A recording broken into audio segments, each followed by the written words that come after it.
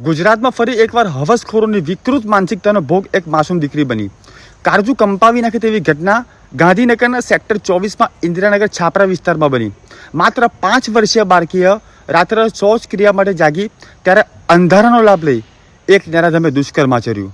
ભયના મારે ગભરાયેલી બાળકી રાત્રે રડતા રડતા એની નાની પાસે પહોંચી અને બીજું કશું કહી ન શકી. એ બસ ખાલી એટલું જ બોલી કે ભૂત આવ્યું હતું અને ઊંઘી ગઈ. બાળકીની નાનીને શંકા જતા તેમણે તરત જ તપાસ કરી. તપાસ કરતાં કરતાં તેમની આંખો થોડી વાર માટે પહોળી થઈ ગઈ. બાળકીના વસ્ત્રો લોહીથી ખતબત હતા. આ દ્રશ્ય જોઈ નાની પણ થોડા સમય માટે ગભરાઈ ગયા હતા.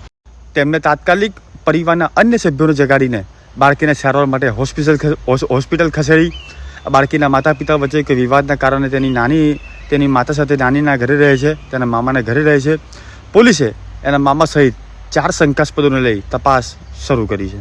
મારી ગુજરાત સરકારને 2 હાથ જોડીને અપીલ કરું છું કે સાહેબ, એક કાયદો બનાવો, ફાંસીનો કાયદો બનાવો અને એક દાખલો બેસાડો. જય હિન્દ, જય ભારત, જય ગુજરાત.